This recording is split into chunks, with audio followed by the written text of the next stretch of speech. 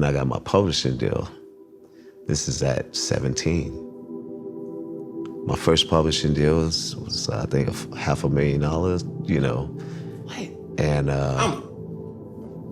I was 17. $500,000? What was this? So you get, it's 5-year contract, right? Okay. And you would get 100, you know, a year. So I took that 100 and tried to give it to my mother and get her to quit her job. She said, nah, you gotta get 10 more of these. I said, okay, I'll be back.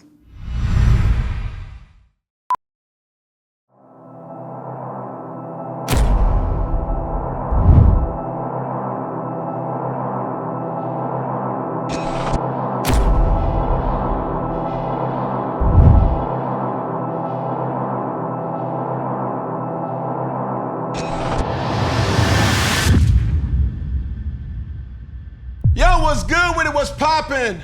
What it is, what it ain't, what it could be, what it should be, what it would be. Cam Newton and son, Mr. Boogie Down here with another episode of Funky Friday. And ladies and gentlemen, I promise, I really do promise to give good content for the masses, but ladies and gentlemen, I just promise to always keep it funky. Now, I would say my mama would appreciate this, but my mama was in church.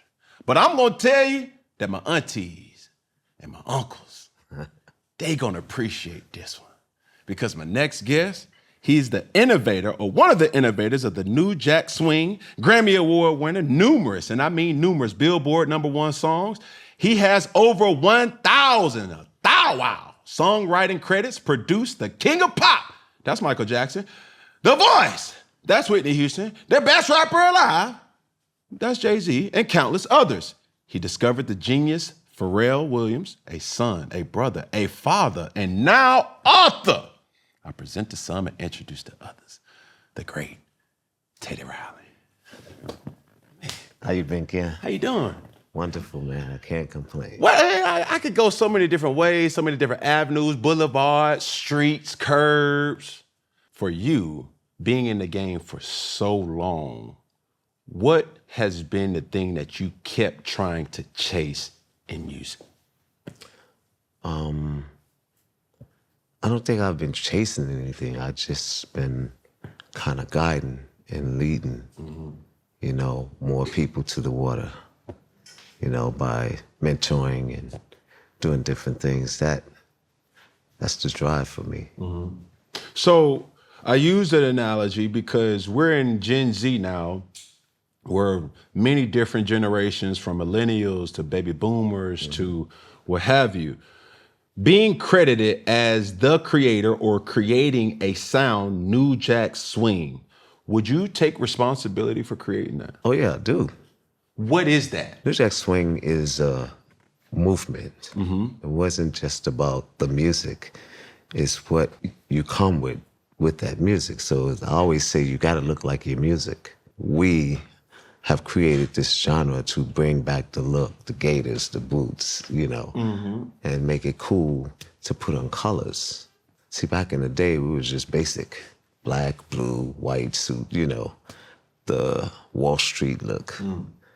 So now, when New Jack Swing hit the surface, it kind of changed all of that. You start seeing purple and reds and blues and pinks on guys, you know, so it kind of bring not just a music, it brought fashion, it brought everything. As you kind of look around in today's world, what reminds you from art, from artists, from people, from things that gives you that nostalgia of the early forms of New Jack Swing? I would say a lot of the artists that dress different, that have a different look, you know what I'm saying, and not afraid to come as you are, or however you want, what you feel, what you imagine. And that's what I feel like a lot of the artists today and creators today, they're still doing New Jack Swing. Because it's all about integration and fusing. So when you fuse music together, that's New Jack Swing. No one has never done it before me. What music genre specifically, I could kind of gauge my own, but from the horse's mouth or from the creator, what music did you want to infuse and examples that, okay, this was a melody from blah, then you get this or do you get that? Like, how did that kind of come about? Let's say No Diggity, Bill Withers, blues, Southern soul. Then you got New Jack Swing, which is a New York sound. It's just a sound that I had started where everything was more of a energy, not more or less a drive. This was a drive and an energy, so when people hear it, they're on the dance floor. Still today, the record is still out. Right. So that's Still a relevant. fuse, and still relevant. Right. A fuse of jazz, blues, and R&B. Then you got gospel. You could take any record. I did a record with the Wall group called He'll Make a Way. That's New Jack Swing. So you got young kids that's doing it, but they're not really coming to the source. They're trying to create it themselves when it's a real art to it. It's not just something you just get out there and say, I'm gonna do some music that's gonna make people drive or dance. So the records that we do and study with the frequencies will make people have the energy to dance. Some would say, or I would give my own self the credit to say, it's a little bit of New Jack Swing in me. As you were describing certain things, like, yo, just feeling confident. It's in your, how you dress. You're not matching everything. Like, but I would ask, as you were creating this new genre, or you're creating this newness in culture, what were some of the pushbacks that you may have had? And for me personally, whether it's the hats, whether it's the boots, whether it's the dress, whether it's the typing, whether it's the talking, whether it's the this, whether it's the that, I know I don't want to speak for me. I want to talk to you and ask, what were the challenges for you to make a way for a new, different demographic, so to speak? I didn't have any, because when we came, it was new to everyone. You know, I can remember making my first R&B record with Keith Sweat. Frankie Crocker was the DJ. I don't know if you ever heard of Frankie Crocker, but he was one of our biggest DJs on WBLS New York, which is one of the first big station. Well, he was the guy that, you know, Hollywood, it doesn't matter. If he push a record or he say this record is the one, everybody go, you know, they buy it. Well, when Awana was on radio, you know, they had this moment where you have a slam it or jam it, right? You know what that means. Slam is bad. Yeah. Jam is good. Exactly. So Awana got slammed. Frankie Crocker put the record on. He said, I'm going to override everybody's opinion right now because this is the new wave. So that, if you want to say pushback, the slam it was the pushback, but Frankie Crocker broke that record. He was the first to put that record on radio. As you observe music now, in this world that we live in 2026, there's been different creations, melodies, tempos, whatever. But what song that's out now that you would say fits in the New Jack Swing, or a reminder of it if it's not an actual song today? I would say Chris Brown. Residual is like a New Jack Swing ballad. That's one of the ones for me. Yeah. It's because, okay, go ahead. I'm sorry, it just happened. So why I say that, Yeah. if you listen to Let's Chill, if you listen to Tease Me Tonight, there's really no drums. It's just vibes and keys that is just like making you feel like this music is you. And that's the type of music that is the stay in power. You know what I'm saying? Light, no diggity. Residual will be around for a while. No, for sure. So that's what you call a classic. I always have this question that I love, you know, asking producers, songwriters, or artists. Is creating a hit lucky, or is it actual talent and skill? Well, I got to answer it a different way because I feel I never call my records a hit. Never. Never called anything. I just say it's a good song. So when you have a good song, and I also say the spiritual timing that you put into that song gives it its life. I don't understand that. okay, we spent a lot of time on, again, No Diggity. Make It Last Forever. When we made Make It Last Forever, it was just finished like that. It took the time and everything and the vibes to add on it to it that will resonate. You know what I'm saying? So the time you put into it and the more energy you put into it is the life that it'll have. The time that you spent on No Diggity and Make It Last Forever, those songs would be around what tenure of time? 4, 5, 6 days. Then you gotta mix it. It gets mastered. So it's really not that. Like we spent 2 months on Remember the Time. And it was only because Michael wanted it so perfect. You know what I mean? So he would go in and do 50 tracks of just vocals, singing the same thing. That's the time. Because he know when it's right, it's right. Today, and let me give you an example. So your comparison. Let's go. Today, producers only spend 5 minutes on a record. I mean, you know, exaggerating. Yeah, for sure. But not as long as the time we have put into our records back then. But some would say technology has changed. True that. For that to necessarily be the reason. I remember watching a James Brown documentary, and you hear the old, you know, things that he would kind of do. He would find his musicians. Exactly. Because first off, when you think about it, man, that sounds so cruel, but it's like, bro, I'm spending the money on the studio time. So if a drummer out of sync or a guitar player or a pianist is out of sync, that's costing me money. And you only get one time or the time to make it right. So, you know, there's different vantage points of how you look at it, but mastery comes in what that person may deem as it to be, okay, now it's ready. Exactly. But that's not to say, let's take, and I don't know this to be fact, this is just per, you know, just giving an example. Right. Let's take residual. Like if he would have just said, baby, who, like, and then it's like, bro, that's a hit right there. But it may not have taken 4 days. It may not have taken a week. It may not have taken a month. It may have took a year, or it may have took a one-time blossom. How do you feel from that, where you may have had success with instant, like, okay, I know this one, or it may have been times where it's like, nah, I don't know. Let's give you another example. Rump Shaker. Rump Shaker was 5 versions before the final. Versions as in? Music and rap. Okay. Okay?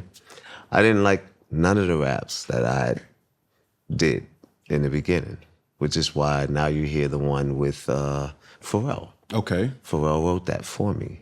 But it took me 5 versions to get to Pharrell to get what I know is perfect for the record.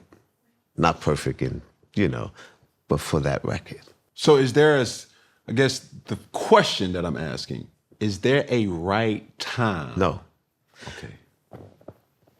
Music has no time.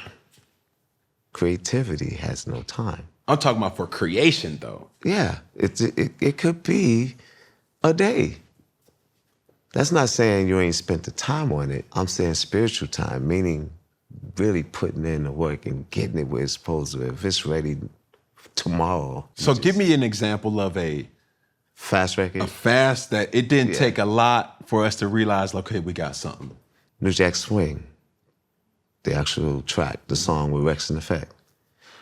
We did that real quick. We actually did that in a day. Mixed it, mastered it the next day. Did that one the fastest, and it's still going today. As a creator of music, as a creator of sound, what are the 3 elements needed for what you've experienced to be a hit song? Melody.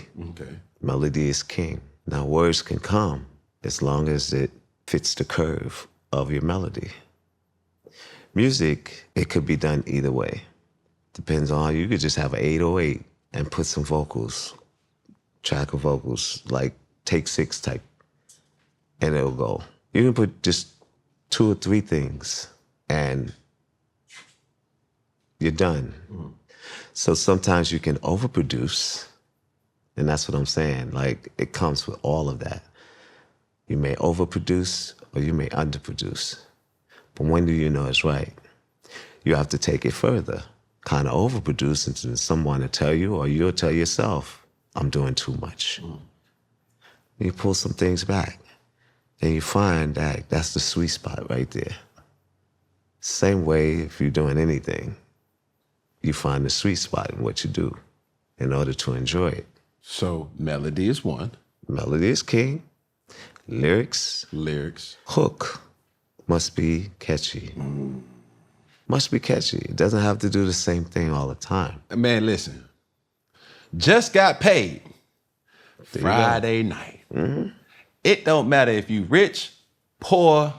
Exactly. Black, white, green, blue, from the USA, from Asia, Africa, South America. When you get paid, you want to play that record.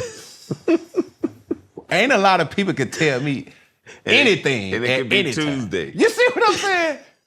Like those type of things, lyrics does hit because it's the, how does this apply to my life? The conversation. Like, our lyrics are mostly about what we do, how we live, the conversations we have. It's the experience. Like, let's chill. All these are real, true records that I've been through. One of the things that I read about you, growing up in Harlem, starting in church at 5, what was your introduction to music? When I was picked up on the stage by Gladys Knight singing Neither One of Us at the age of 5. At the Apollo Theater. I went to go see her. In fact, I grew up around the corner from the Apollo.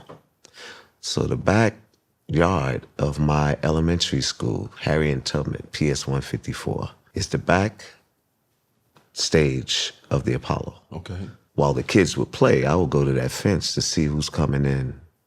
Wow. The backstage. I would see James Brown. I would see Luther Vandross. You know, after doing Showtime at the Apollo, Luther was in the competition. And he just got hurt, and he didn't even have to win. He got signed right away. So all of that stuff, from doing that and then ending up playing in that building years later, 20 years later, it's what it is. You know, it's...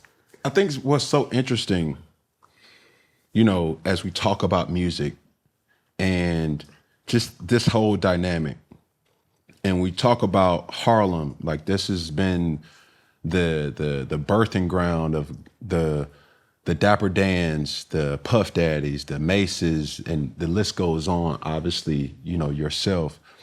What is it about Harlem that gives this sense of blackness or this confidence that, you know, you just know when you see it? I wouldn't per se it's Harlem. It's every inner city. You know, every inner city and every neighborhood have their own like spirit of energy, what makes it them, the South, the West. But New York and Harlem, I think it's more of people just love the camaraderie and the excitement of New York. We love it ourselves, but we celebrate it. We celebrate like where we come from. That's why Jay-Z is, you know, the #1 top rapper, you know what I'm saying, or one of them. You know what I'm saying? Everybody that truly rep their hood shows us what it's like to be in your hood. You know what I'm saying? Like, I want to know what it's like to be in your hood, because you'll know certainly from me. For sure, for sure. You know? Man, it's so dope that you kind of, you know, mention that, the spirit of where you're from, because we all are different. But it doesn't matter from New York to Texas to Miami to Florida to California. Everybody has their own microscopic kind of experience to, you know, when somebody say Atlanta. Yep. You know, you got T.I., You got the Jeezy, you got the North with the Migos, you got 2 Chainz or College Park, where I'm from. You got so many different others. You got Lil Baby. It's so many, you know, that have their own kind of, you know, yeah, we're from the same place, but our experiences is different. And that's so important for us, you know, in our world to present that to the world. Like, this is who we are and where we came from. That is true. Correct. You started producing professionally as a team. Kool Moe Dee and Dougie Fresh were 2 of the first big artists you worked with. How did that set the stage for your career? Well, the show, which is a classic, you know, we actually did that in high school.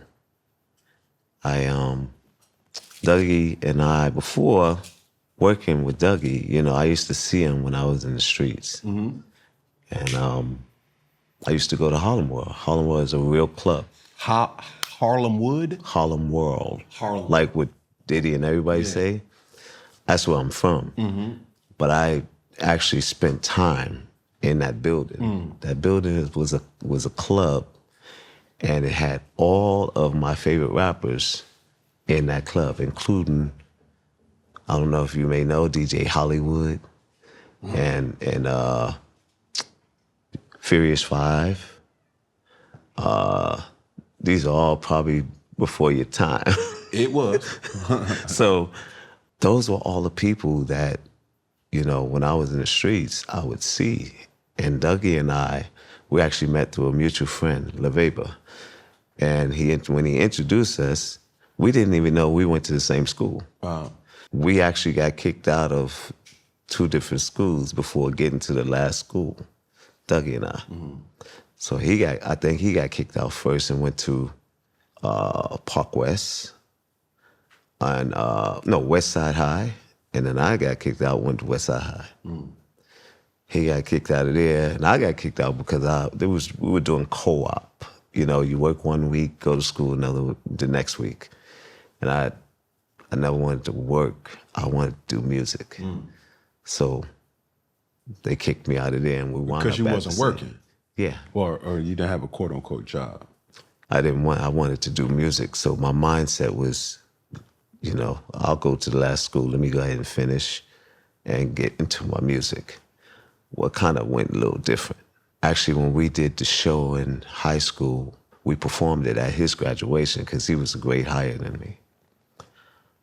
And when he left the school, you know, graduated, we performed the song, but after him graduating, I quit school.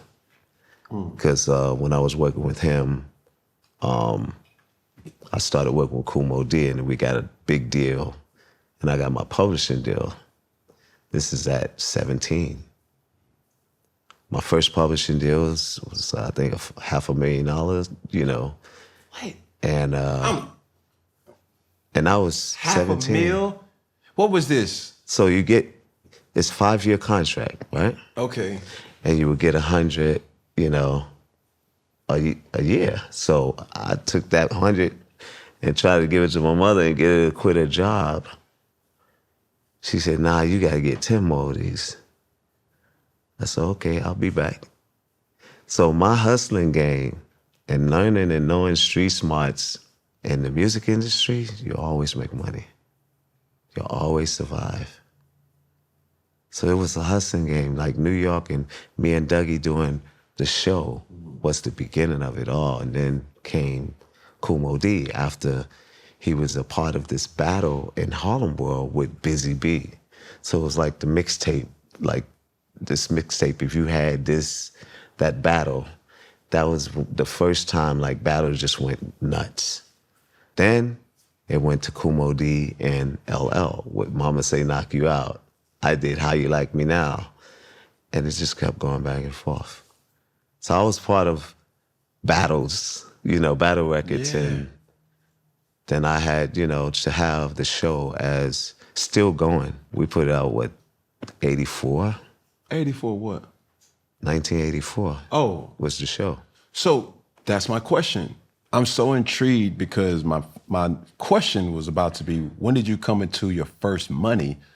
But we're talking about the 80s, early 80s, where you making 100 bands, in essence, however you want to look at it, $500,000, but you kind of brokered it off for $100,000 a year in a time where Black people wasn't making that type of money, but how you structured it in a sense, when you say I signed a publishing deal, right, to the person who may not understand music, Right. or to understand the music industry, what exactly does that publishing deal look like, and who did you sign to? I did it with Zamba, and I was with Zamba close to 30 years. So my first deal was that, right?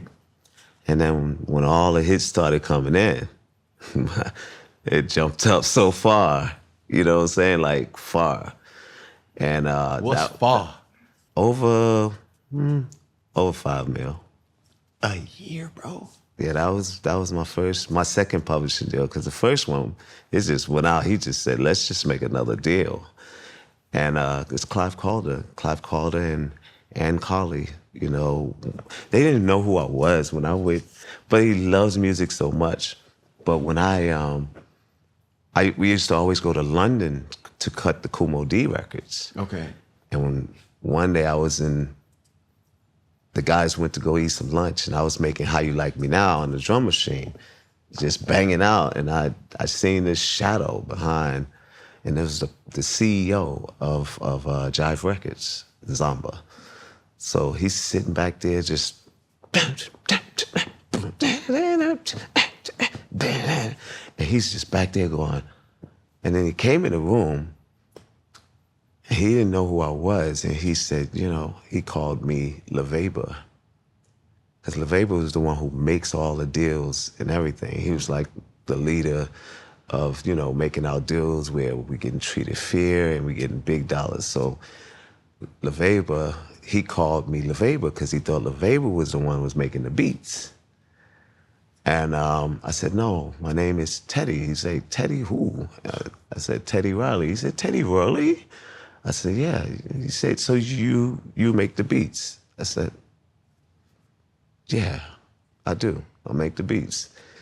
He stopped, went up to his office and called the New York office and said, do you guys know who Teddy Riley is? And he told me the story later. He said, I asked him, I said, do y'all know who Teddy Riley is? And he's like, yeah, he's one of the guys. Do y'all know what he do? I said, no. They didn't know that I was the guy making the beats. So, long and behold, I got up to New York, and they just offered me a deal. I didn't even have a lawyer. Bro, you got my undivided. I'm a fly on the wall witnessing this historic moment You can happen, bro. seriously imagine and imagine the movie. I'm telling you, I am a movie. But why would y'all? But not just me. Keith Sweat, Yeah. Kumo D, Dougie Fresh. We are a movie. We got a story. We would be the Crush Groove, the new millennium. Crush Groove meets New Jack City. But explain this to me. Why would y'all have to go to London? Well, the company wanted us out there, you know, because they wanted us to be in a place that was a focused place and we can have it every day. Okay. And they didn't Was it for the they didn't have a resources? studio. No, they owned the studios there, and they didn't have a battery in New York. Okay. So we would just go out there. I was going out there like 16 years old, just going out there making his beats, coming back, and they would pay us to come, give us per diem. Next thing you know, I get back, I'm in a meeting. Like, we want to give you your first publishing deal. So I said, cool, let's do it. So as this is happening, right? Because like I'm reminded of, you're saying this happening as a teenager. I remember when I was 15, 16 years old, that was the first time I ever been on a flight. My first time on a flight was not with my parents. It was because of my skill. We had like a local 7-on-7 tournament that was actually funded by the Atlanta Falcons. And I remember us being at a timeshare. I thought timeshare was like, we had real money. Yeah, right. We didn't, but I had one. you could tell me that. I had to leave our family vacation to go play football. And I'm thinking to myself, dang, like I can make it. But for you, you got passports at your age, you literally taking your skill and monetizing off of that. Did you know that this was possible while you were growing up in Harlem, in churches, and things like that? No, not at all. I used to always, matter of fact, man, I didn't know what I was getting paid when I was working with the company before all of that. And when I got with Gene Griffin, I didn't know what I was making per track until one of his people opened my eyes to it all. But I was making, $200,000 to $250,000 a song. But he was only giving me $10,000. Every time I did a remix or I did a song, that's all I got. 10 bands. Yeah. And he would get, astronaut. It would be nothing less than $100,000 just for a remix. But you were only getting a flat fee of 10,000. 10,000. Now, for recording artists, that's a reoccurring issue that you hear. Yeah. Hey, I'm in a bad deal. But what would you say to artists, to songwriters, to producers, to anybody in music to be able to protect themselves on the business side of music rather than just being an artist oblivious to the business side of it? I would say to them, find the right representation and vet them out. Of course, they vet you out. You got to vet them out. Do some research on them to find out if they're the right person, the right fit for you. And do not rush it. Most times people rush into getting a deal like, oh, I'm going to get a car after this and I'm going to rush that too. Mm-hmm. But it doesn't pay.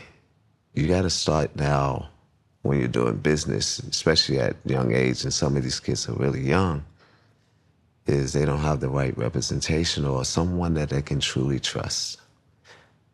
And I had none. And when I got them, you get robbed. Mm. Some of these attorneys have. And they will. Did you come from a musical background? My mom sung in a choir. Okay. My uncle played guitar, and that's how I started, wanting to learn guitar. The first instrument that I got was a guitar. My uncle, was a part of just encouraging me to do it and keep going. He didn't know how to teach, but he showed me notes and chords and different things like that. And that's how I learned. And then I started taking it upon myself to teach myself. Wow. Same thing with piano. I think that being raised by great parents, for me, that's what kept me understanding that I would always go back to my mother or I'll go back to someone that I trust. And that's what I'm saying to everybody is, if you got somebody you truly trust, you need to let them help you get you the right representation. And somebody that, that you confide in. It doesn't have to be a family member, but someone that would truly have your best interests at heart. Did you teach yourself the talk box? Yes. Because that was like the early auto-tune to music. And how did that come about? Well, I used to always watch Peter Frampton and the great Roger Troutman since I was a kid, and I always wanted to do that. I wanted to play the talk box, so I didn't want to sing. It's either vocoder or it's the talk box. It's two different things.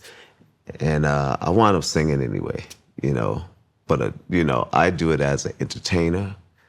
My style is sort of like Johnny Guitar Watson, George Clinton. Mm-hmm. More like talk singing, like Morris Day. That's what truly, with the talk box, I wanted that because it would be just an addition onto my creation. Mm. And now I'm doing an EDM talk box album. Mm. Don't have it just throw it on that side because that's some big money over there. When you're doing EDM and you're doing it with a talk. Nobody's really done it with a talk box since Daft Punk. That's so heavy. And when you talk about the real money, like my question, as you know the rollout of music, right? This is a question that just popped up. What's the most lucrative genre of music right now today? Hip hop. Most, like, it pays the best. I wouldn't say it pays the best. It just makes the most money. I don't know where the money goes.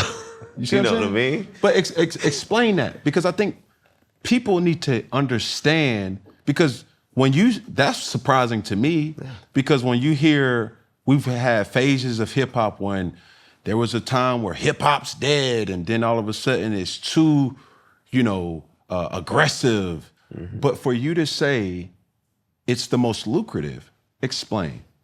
It used to be country, but hip hop have stood the test of time. It's been so much pushback to where it made fans curious, even when it was gangster rap. Then it made the fans more curious.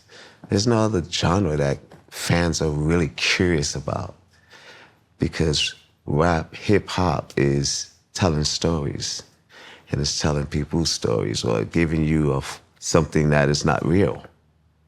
But all of it is very lucrative when it comes to, but I wouldn't say for a lot of the artists, because the streaming has changed everything, which it took a lot from us as creators, as even when you own your masters, streaming is not going to pay you much. That's why a lot of people now are turning their backs on it. And when you have the actual creators turning their back on it, what are the record companies going to do? They're going to follow. So now, people like Jimmy Iovine said streaming is on its last leg. I believe as well, because how long are we going to take being underpaid when we were making more? We were making so much more back before the 2000s. When you see the streaming platform take its own life of its own, what would you say to prevent that from happening if you had a say-so for artists to understand and to get? I would say not put the records on the DSPs. DSPs are? iTunes, Spotify, Rep City, any of those. Don't do that. Don't. From what I'm hearing, you still will want cassettes, CD players. Yeah. Make your website. You can do direct to consumer.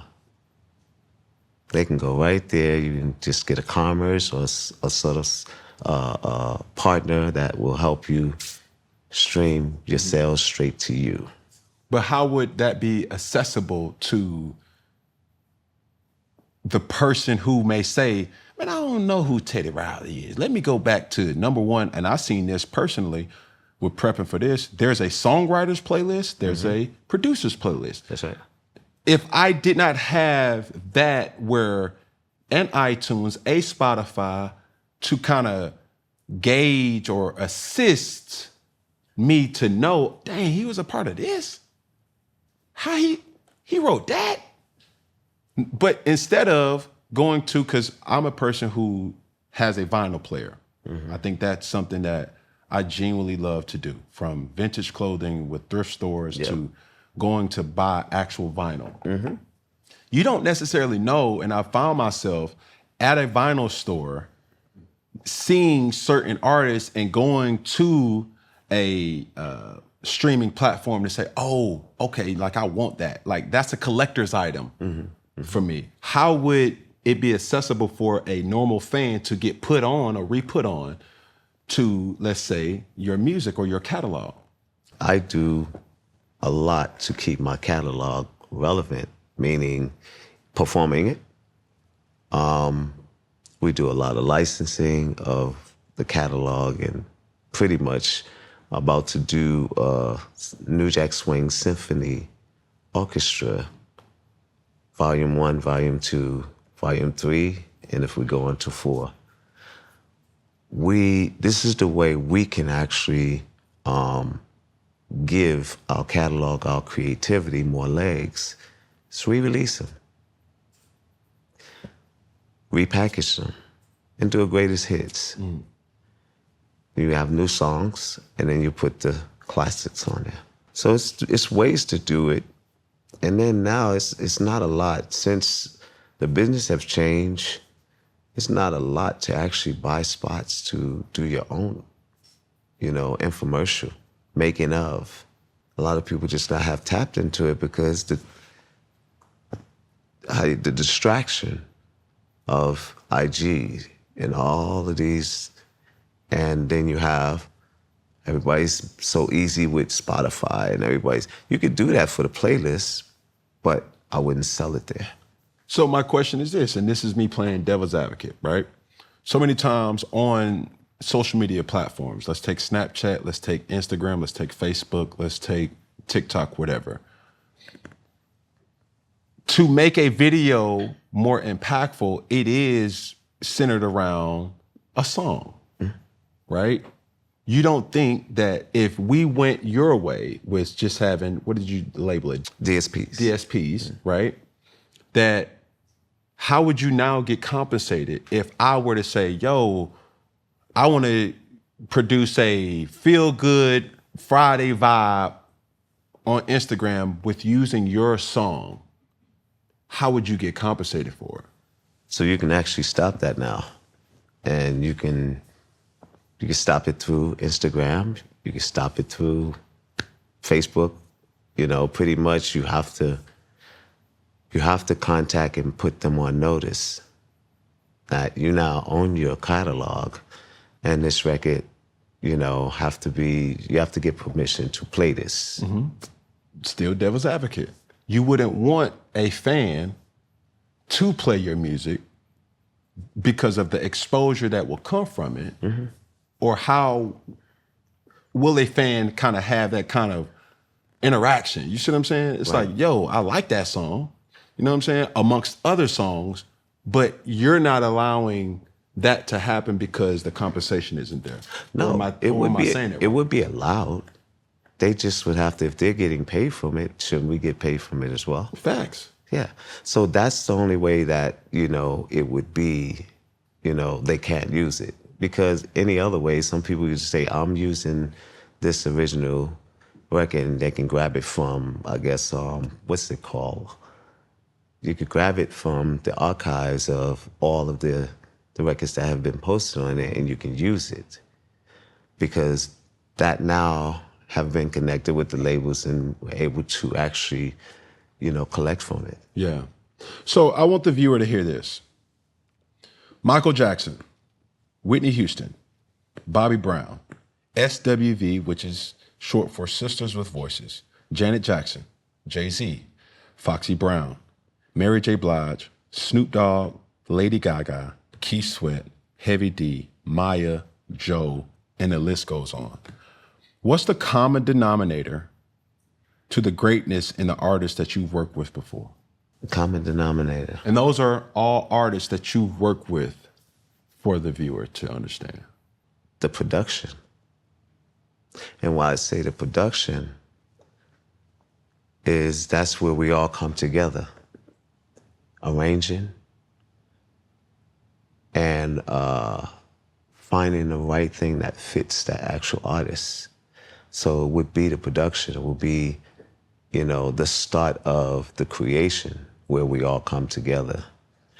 Other than that, everybody that you name, are incredible artists. I never had any pushbacks or anything that would hinder us from finishing or getting this creativity to the finish line. Do most artists or artists come to you with an already kind of, this is what I want, or is it a collaborative effort? Or how does working with a Whitney Houston or a Michael Jackson, those names is just like music greatness, the Mount Rushmores, like how do they come to you, or how does that session work? Well, if you say Michael, we collectively come together, but on the Dangerous album particularly, he really trusts me with decisions as far as how the music should go, how the vocals and everything should gel. With the creative department, I was all through, as far as I was all about that album. And Whitney Houston, when she came and did We Have Something in Common with Bobby, she pretty much, we did it together, but we already had that melody and everything for her. All she did was came in and just put her twist on it. Yeah. But that's, you know, sometimes it's not what they want, it's what they trust the producer to actually give to them or get them to. So you worked closely with Michael Jackson on his 8th studio album, Dangerous. Now, some would think, why then and now? But how did you first start working with him, and what was that experience like in the studio? When I started working with Michael, it was after him listening to the demos and, you know, the tracks that I had made. First track I made for him was Remember the Time, the track before the actual vocals and the title. But I did a bunch of tracks. And when you say a bunch, what's I'd say term? Maybe over 20. Okay. And, you know, just putting ideas together so that I'm not walking in empty-handed, Right. you know. It took me 2 weeks to get to him because I told him, I said, I got to prepare for you. You're the greatest artist of all times, you know, the king of pop. But I didn't come to him giving him pop music. I came to him giving him R&B. And I'm the first, you know, to do that, is bring someone who's already been all the way in pop and rock. Yeah. Who came from R&B. He went into pop and rock. And then I brought him back to R&B. Remember the Time is one of the biggest R&B songs. You know, that's, you know, you're talking about over 5 billion instances. Do you think he would have the same impact or greater or less being in this day and age if Michael Jackson just burst on the scenes in 2020 or during this day and age of how we consume music? Or was it peak, or is it perfect timing in the right place at the right time where his stardom just exploded in that type of sense? I think so. In fact, I know so. He will be more Powerful. Impactful. And let me tell you something about Michael. One thing he knows is marketing and how to be relevant without trying. Explain. When Thriller came out, how big was it to you? Or you were young then? No, I was really young. Okay. But Michael Jackson was him. What was the documentary? This was like showing him perform, like folks was falling out, crying. Oh, you're talking about, it's an early one. Yes. Victory. Bro. He had the soldiers and everybody. It just embodied. I don't think it was Victory. It was It was either embodied. Moonwalker or one of them. It was. Yeah. What was it? Moonwalker. There it is. Right? Yeah. So I saw Moonwalker, and instantly I was just like, yo, who is this?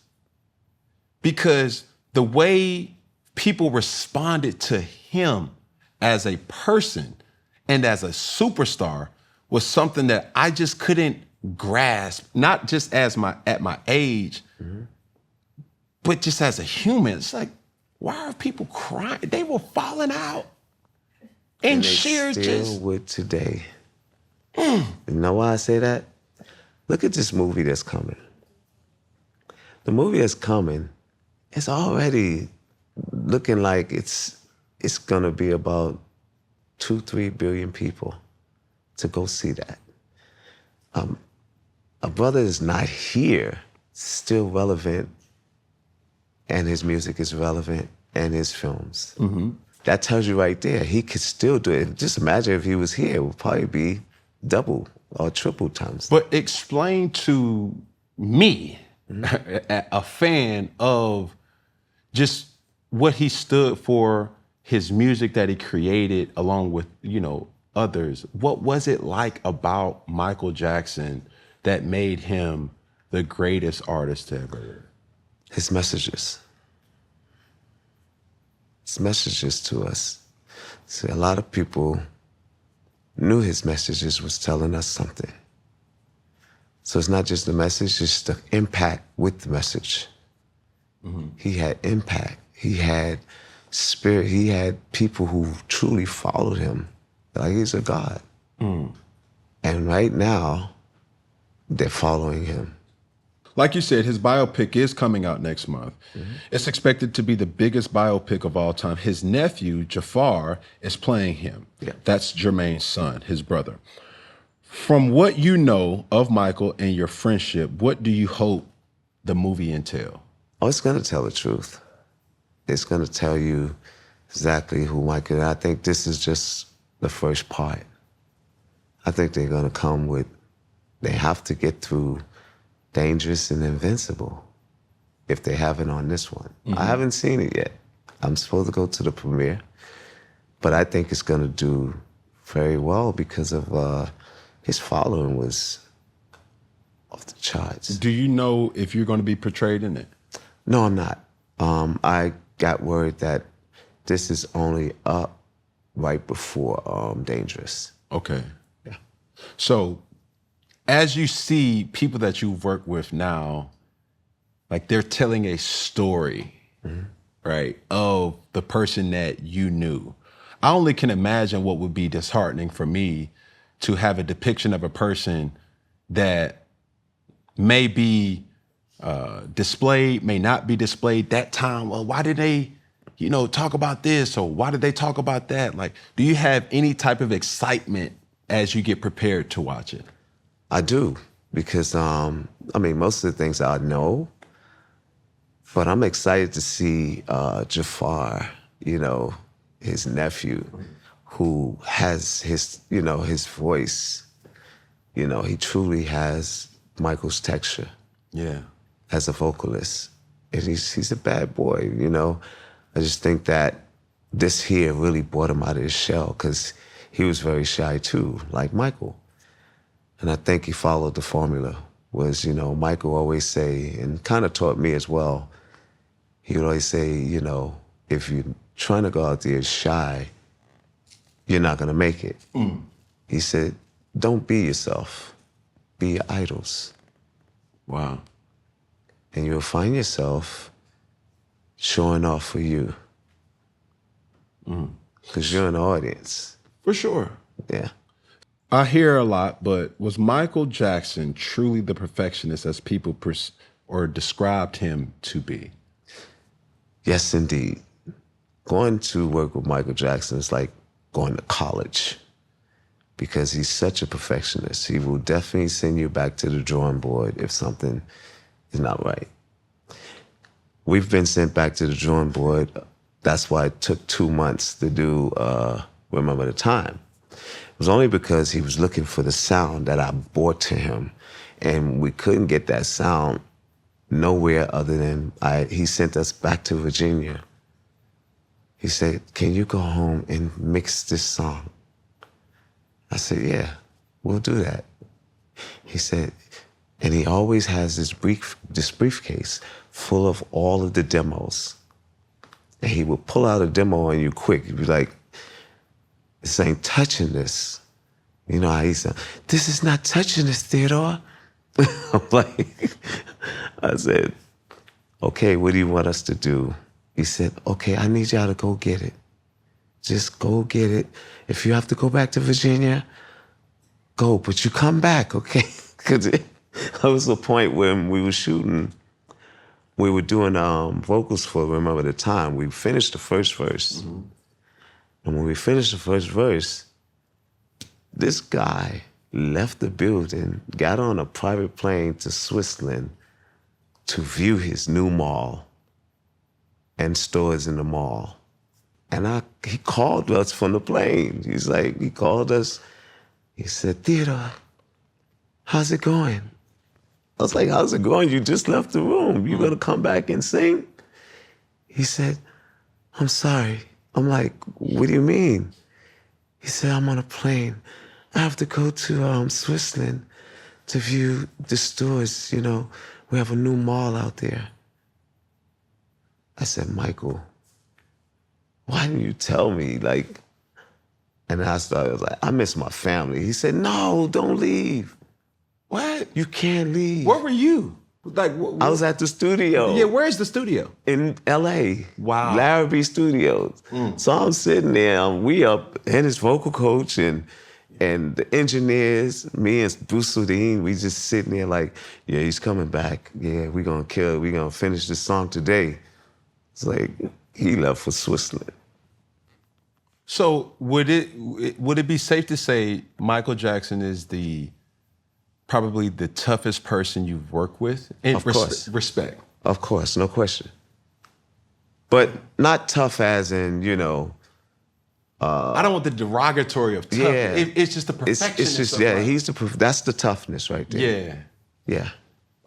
Do you recall one of your last conversations that you had with him before he left us? Yes. What was Actually, it's about 4 weeks ago. Well, before he passed. He's saying, you know, he said, because I was in Japan. No, I was in Korea, because I was doing K-pop out there, and I actually lived out there for 2 years. So he called me, he said, you know, he said, I want you, I want Rodney, I want everybody. I want you to get with all the guys and let's put together this new music for the new album. I have great ideas I would like for you to check out, but I already know you're gonna come. You're gonna come with the power. And I said, yeah, let's do it. So he's telling us to get ready. So he was talking about the O2 tour, which is the This Is It. Mm-hmm. And he said, I'm just gonna do 50 dates and that's it.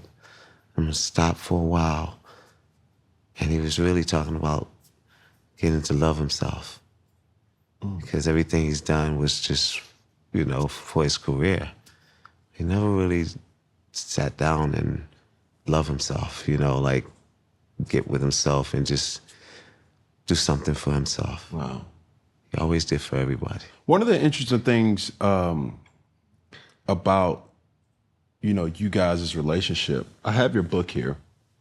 And as we were preparing for it, the people thought that you created an augmentation of you and Michael Jackson in the studio. I can't tell the difference. No, but it isn't. It's actually what we had on my guide chain. But no, that picture there, that one there with the red. This one. That picture had to have been put together. You know why? Because that same outfit. So that one picture, I said, no, this is not, because I know that's the first picture we've taken. This one or this one? The bottom one. This one. one. The very, very first picture, and I didn't even ask for that shot. You know, I don't have really any pictures. It's just that one, that one above, and the one with him, myself, and Cisco. Wow. That's the only pictures that you have of Michael Jackson. So when you hear critique of you wouldn't want, or somebody saying that this was a Photoshop visual of you and Michael Jackson, what are your thoughts? You know, people could say that, and I can say different, you know. I just don't really answer that stuff. There's a lot of stuff, that's what Michael taught me as well. Sometimes things are, better left alone and not, rebuttal back and forth. Yeah. When you hear so many people try to say who is, today's version of Michael Jackson, we hear the likes of Chris Brown, Beyonce, or if there is or ever will be anybody on the same trajectory, dare I say bigger than Michael. What are your thoughts when you hear those comparisons? I don't think anyone could ever top what Michael has done for the industry. It's just, they make the number, I don't want to say artists out here, but you can call it the biggest artist here. still have never topped what Michael's done for the industry and for the world. I want to step outside of stardom. What is it like experiencing a Michael Jackson? Does he come in with the entourage? Is he dolo? Like, what does he do? Does he eat snacks? As a person growing up on his art, you really don't know. You know what I'm saying? You don't know unless you talk to somebody who's been there. You know, he is the most incredible person, man. He's a prankster, though. You know, when I first met him, he scared the ish out of me. You know, I was in his room. It looked just like this, and it's all his plaques and all his art. You know, he's an artist. You know, he draws. He does everything. Did not know that. Yeah. So he has a lot of art out there and in a warehouse in Jersey. Wow. And, you know, he does everything. But the one thing that you can expect for sure is a real person. You know, a person that could tell you what they've been through and, you know, if he confides in you. You know, he would tell you, you know, he would ask you about things because there's things that, you know, he never really experienced, truly, even as a kid. Like what, though? Going to amusement parks and doing different things like that. He didn't do that till later in his age because he never could do it with, you know, the family business, you know, with his father. So, for as great of a person Michael Jackson was, do you think he was a prisoner in his own success? He made himself that way, you know, because he got so big. I would say God, you know. He just got so big to where he can't really come outside. Let me tell you something. Michael tried to come to Virginia. You know, invited him to Virginia. He said, I'm coming. So I was like, okay. Do you know when he got there, he called himself trying to go to Barnes & Noble's. What? Right down the street from my studio. He ended up they had to shut it down, close it. And he called me, because I have extra security, you know, people I could send over there, and I had to send my guys to get him out of the store because now Michael Jackson, he's never been in Virginia. So this time being in Virginia, man, we had satellites all over my studio just from that one visit. If he would have never made that visit to Barnes & Noble's, they would never know he was in Virginia. What the hell was he getting at Barnes & Noble? Getting the kids' books. You know, they were young. It was 20, it was 2003, 2002. When we were doing Invincible. For sure. So I think it was 2000. So working on Invincible, we started in New York. And then he said, you know, I told him I had to go back, take in some things because I didn't anticipate staying, you know, 3 months. For one project? Yeah. Yeah. So went from New York. I said, I'm going to go here. I got to go to Virginia. He said, I'll come to Virginia. I said, okay, come to Virginia. He came to Virginia and didn't tell me when he was coming. He just called my phone when he got at that Barnes & Noble. I'm here. What? Yo, I'm here, but I'm stuck. I'm stuck in Barnes & Nobles. I was like, what are you doing in Barnes? I had to get the kids some books. I said, oh, okay.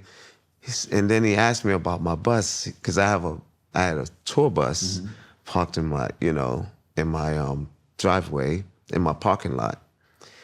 And it had studio, TVs, everything in there. So he's like, you still have your bus? I said, yeah. He said, because the kids can be on there, and my kids, you know, babysit his kids. Right. So while they would be on the bus, we would be in the studio working. Man, there's so much, and we could talk all day just about the stories, and I'm pretty sure you got more stories you forgot rather than that you can display. No, it's in the book, I'm telling you. Yeah. There's a lot, you know, that we have experienced as brothers, you know, and such a great guy. I just don't know why they put him up like that, you know, where he's very innocent. Always been. So, speaking of Virginia, you discovered another Virginia artist by the name of Pharrell and Chad Hugo, the Neptunes. How did that happen? Well, when we moved to Virginia, we wanted to do things to give back, you know, and hold some talent shows. And we didn't have a place to do it because we felt like we didn't want to do it like in a club. We wanted an auditorium theater type of vibe. When we were there, you know, police would investigate us, you know, driving my parking lot and pull up in front of my house. You know, I live right down the street from Bruce Smith and Sweepy Whitaker. So we were all neighbors, and they knew who they were. They were just circling. We had our Ferraris, and they, you know, back then we had Subtle flex. exotic cars, and they would just come in, just see, you know, take our license plates, and we never was bothered by it until one day they pulled into my parking lot. And it was two women cops. And basically, we just asked them, you know, my engineers and my staff, they were all from Trinidad. So, you know, they have that accent. And they was like, oh, why you come here all the time? And they were like, what do you mean? And they stopped the car. Like, he said, okay, you're here. What do you want to know about us? Why don't you come in? So they came in. And they finally recognized who I was. They was like, it's like, this is Teddy Riley. He's from the group Guys. We love Guy. And that's how the synergy happened. So we were asking them, you know, they was like, so you guys are here. What are y'all doing for the community? What are y'all doing for this community? It's like, well, we just got here. We want to do things for the community. It's like, so what are y'all gonna do? Well, we need a favor. Can you do us a favor? It's like, so what does y'all want? So we'd like for you to introduce us to the principal of that school right there. And that was Pharrell and Chad's high school. Wow. Long and behold, they introduced us to the principal and the staff. And we asked them, can we do talent shows in your theater, in your auditorium? And no, we didn't ask them. We was like, we would like to do talent shows here if we're able to use your auditorium. And this could be, you know, a win-win for you all to make some money for your school. And it'll be a win-win for us because we're looking for talent. And they said, under one condition, they said, can our students participate? We said, of course, that's the reason why we'd like to have it here. They said, great, let's talk about it. Let's get our legal team and everybody together and let's make this happen. So we had our first talent show. Well, it was a series of talent shows. And I wind up seeing them and seeing Pharrell, Chad, Mike Etheridge, and the whole Neptune crew on that stage, and they all went to the same class. They were all in Princess Anne High School. They performed. Everybody who performed sound like Whitney. They want to be Whitney. They want to be Luther. And Greatest Love of All was like the #1 record. You know what I'm saying? So I said, those are not our winners. Our winners are the creative people, are these creative kids here. Because if they're doing this in high school, just imagine they enter in my studio. With your resources. The resources. And they did a lot, you know. Those guys, I think we had a couple of masters, you know, and reel-to-reels of songs that they did later on with Usher. Like, I think You Don't Have to Call, records like that. They were producing those records way before that time. So when you see what Pharrell has turned into today, Are you surprised? Not surprised at all because he's always been a visionary. I don't know if you've seen Piece by Piece, No, I have not. but Pharrell used to come to the studio and I would be working on a project and he'll go, if you can change that key. And, you know, he was that creative guy. He had that vision. And then I didn't know until later that my engineer told him, you know, you don't do that while you're in a session with Teddy Riley. Yeah. And I never knew that. Because, you know, I always welcome, if a young cat comes in and tell me, listen, you need to put some wing chops or whatever, you know, on that record, and it'll take it, why not try it? See, people don't understand, like, you have to learn from the older. You can learn from the younger as well. And the stuff that, when he wrote my rap on Rump Shaker, he could have told me anything. You know what I'm saying? And that's what you call genius. Bro, I look at Pharrell's greatness and I give him his flowers for this. The reason why I wear hats now is because there was a documentary of Daft Punk. Right. And at the time, Pharrell had wore this hat. And I've always wore hats. Coming from our label, Atlanta, Georgia, as Wakanda, we've always had this infatuation with wearing hats, similar to the hat that you have on. But it's like, I got to an age where it's like, man, I don't want to wear a sports team hat. I want to start wearing fedoras. So it was a mix between Future at that time. He was wearing fedoras. And then I seen this documentary where Pharrell was wearing that special fedora. A fedora. I was like, and I sent I'm it a fedora to guy too. What? So. You got to get you a mashika, bro. Huh? A mashika. That's the hat. Nice. That's the good felt right there. Yeah, that's the thing. So when I started watching, I was like, yo, he had Vivian Westwood. That was one of the hats that he was wearing. And I was like, yo, where can I get one of those hats? We didn't have a Vivian Westwood in Atlanta. So when I went to LA, it was like right there. Oh my God. It just opened up so much for me. And it was because me seeing somebody that I respected in fashion to say like, yo, he takes a lot of risk, but doing it in his own way. That's right. I don't think a lot of people realize this. It wasn't until recently people realized that Pharrell's ad-libs was on SWV's song Right Here. That's right. That's his voice. SWVSSW. So when I was working on all these records, you know, he was basically, you know, he came in on the record through Kenny and myself, Kenny Ortiz.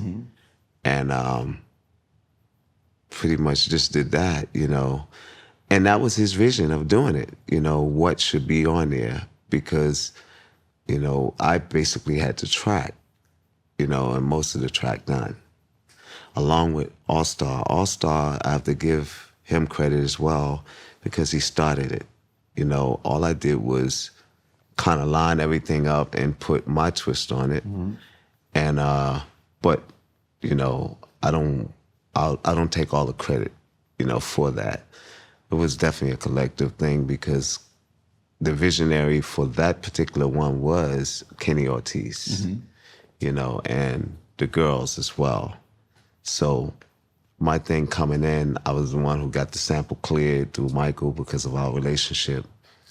And the one that, you know, I added kind of sort of like a lot of the drums that I did for it. How do you give, or how does a person gain the respect to even gain access to listening to certain things? You see what I'm saying? It's like, how do you say, hey, I want you to hear this? What goes through your process of giving access to listening that a person may not understand? I don't think it's been a moment where someone who got my undivided attention and wanted me to hear something, I would say no. I would always say yes. 'Cause you never know, you know, a hit could come from anywhere. Yeah. And sometimes we miss the hit. What are your thoughts on seeing Pharrell and Chad kind of drift apart now? Hey, I mean, my thoughts of it is, you know, these are like my little brothers. I'm sad to hear it, but I think it's gonna come together. You know, I really think so. They've known each other so long. For sure. I think once the business is right, you know, I think everybody would be comfortable and they would be right back together. So, I mean, if it was me and I had to step in, I know I would have a purpose to because of where they started from. For sure. But I kind of stay out of it unless I'm asked to really step in and make it right. Because all it is just misunderstanding. For sure. But to see something like this where you've seen, you know, both parties, and to hear that they're not on speaking terms, there's lawsuits out, there's disagreements. Yeah. But I always say time heals all things. Yeah. You got to give it time. And I think that once Pharrell, you know, because he's very busy, I feel like once he gets a down moment, he's going to tend to it because it's really nothing to him. That type of disagreement in groups, do you think groups, or what happened to that kind of notion that we're coming in this together, but when you see a situation like Guy, when you see a situation like the Neptunes, when you see a situation like so many groups that we fell in love with, separate, whether for not seeing eye to eye, the business not being right. Mm-hmm. Like, what's that like? Like, for so many different things, and I know it's a loaded question, but is it a recipe for disaster going into business as a group? Yeah, there's many recipes. I mean, first of all, if one can't get past the ego, it's not gonna work.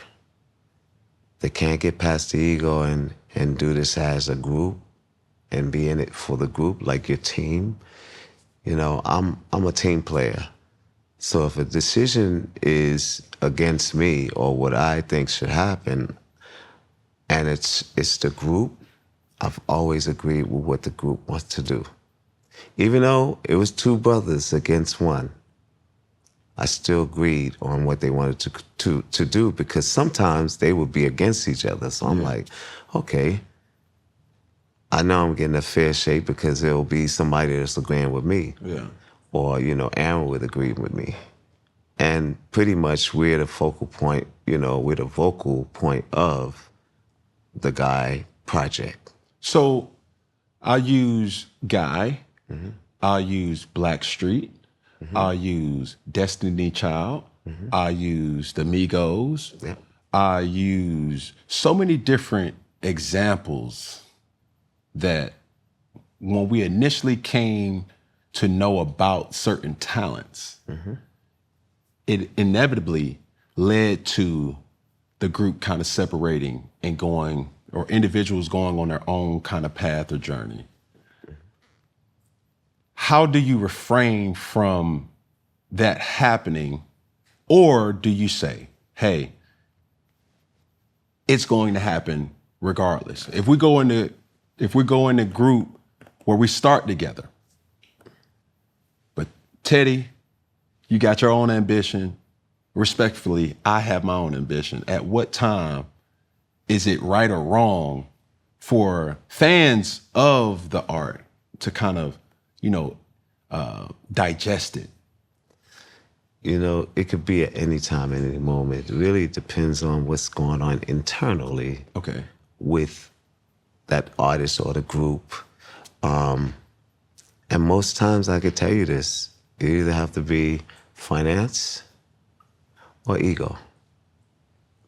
It's really never the professional or what, you know, it's the ego. Because most times when, as an example, like you said, Teddy, you do your own thing, I got my own thing, I want to go solo. That's most times, that's your ego.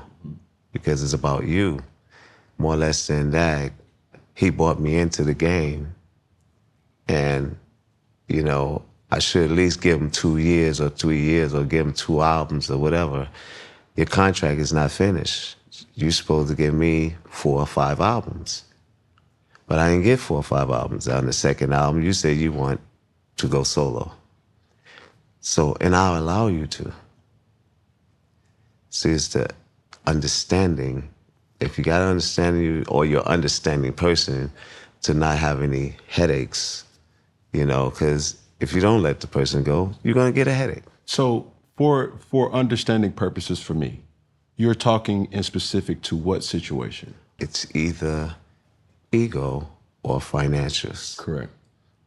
So it's gonna be all the time. Now, to avoid that, I think understanding should be done way before moving into this. Are y'all gonna be wanting to do solo projects? Because if you do, just let me know. Put me on notice. No, most times we're not on notice, and it comes by a surprise. Were you notified in any of those groups that you was a part of that they wanted to go solo?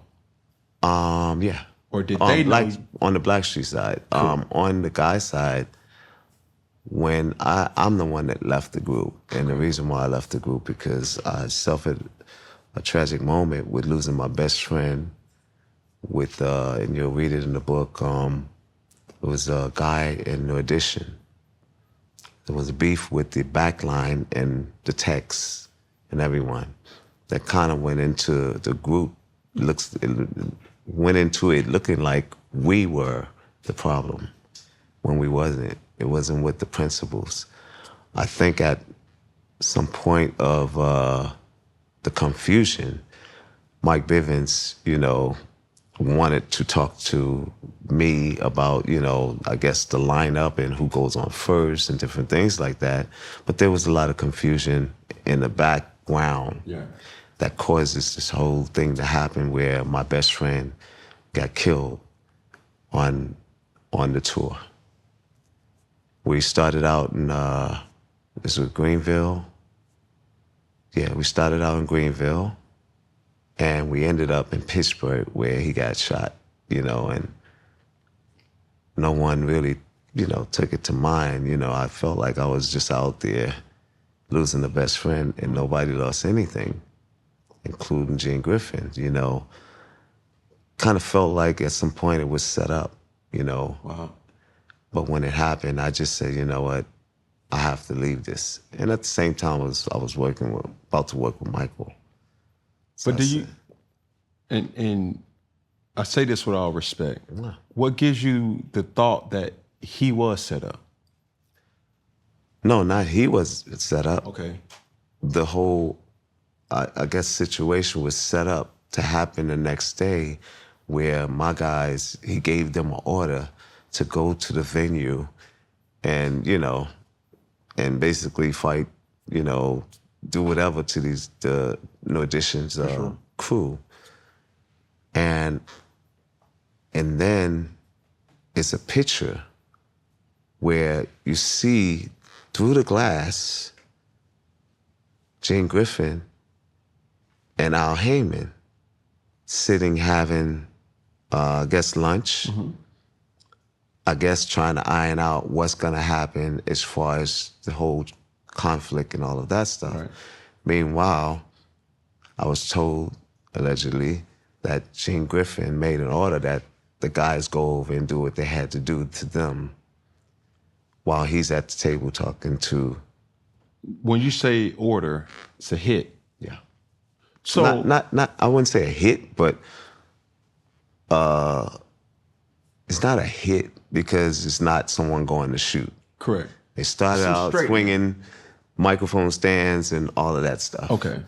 It wasn't really any guns until, I guess, one person was really hurt and he took it upon himself, to go after everybody who was running. Correct. Yeah, and he's a very sharp shooter, because it wound up penetrating and hitting my best friend with all the shots. He's a sharp shooter. And, when that happened, it kind of distorted me because I felt like I'm in this business for the music and no conflict. And I'm sure, New Edition, everybody's in this for that. And when this all broke out, I just felt like it was inspired by, Gene, not Al Heyman, but Gene, because, people, and plus I know, he was that type of person. If he wanted something to happen, it happened. So when that was called, it kind of made me just say, I got to leave this. Yeah. And I have to go where I'm needed, and Michael called for me, and that's where I went. That was timely. But, on that, I don't want people to hear, well, why is it just black groups that don't stay together? The one that I'm reminded is NSYNC. NSYNC. Right? And numerous other Guns N' Roses. Correct. Yeah. The Rolling Stones at one point. Right. Yeah, it happens. It happens. And I still say the same thing. It's really about finances or ego. Yeah. So obviously the group Guy, the tension has been public for years. Is there any day or ever a day when the three of you could talk before any discussions of public reunion? Have you guys, been on speaking terms? Have you? Yeah, we have. But it's the same old thing. It's almost like when you're in a relationship and you're with the same girl, but she gives you the same problems. And you keep going back. Or let's put it in the text of a woman, a guy just keeps abusing her. And she keeps going back. When is it she's gonna stop the abuse? You just gotta leave. And that's what I did. I was getting abused. I've been in the background. I was not loved like I loved those guys. Wow. It wasn't reciprocated. No, it wasn't at all. I felt like there was a lot of jealousy and different things like that, and you're gonna get that. Can you explain the Guy 2.0? Guy 2.0 is, my reason for doing this is to take what I had with Guy to another level with consistency. See, that was the problem. Like, you would see Guy 1 year, and then 3 years go by. And that's not consistency. You have to be consistent so people can start and follow you, like Frankie Beverly, like Charlie Wilson. People follow them because they're consistent. New Edition, they're consistent. And that's why they are, one of the greatest groups of all times. Everybody keeps saying it's Guy, and I don't think it's Guy. Yeah, we started something. We started a sound. But we did not consistently give them Guy music. And I thought that was it was because of one side, maybe the egos, one side, people just come together for money, and I'm just not that guy. Say less. And before I get into this next discussion, I want to ask, for all due respect, for purposes of understanding your side rather than just assuming, there's been a long-standing accusation that your Guy group mate, Aaron Hall, has his style copied from early on by R. Kelly. The vocal runs, the bald head, the sunglasses. Allegedly, R. Kelly apologized for copying Aaron. To your knowledge, did R. Kelly apologize? I don't think so. I mean, why? I don't think that R. Kelly sounds like Aaron Hall at all, or Aaron Hall sound like R. Kelly. R. Kelly, now I've known the people who discovered him for a long time. They're like my family. And I've known and I heard his voice, and he doesn't have the same texture as Aaron Hall. Yeah, he may do runs, but almost all singers do runs. Right. From the church. So if you're saying he sound, no. If you're saying maybe the image, he just wanted to, be that. But R. Kelly, to me, is our today's Donny Hathaway, our today's Marvin Gaye. He is a sound within himself, and he created that. If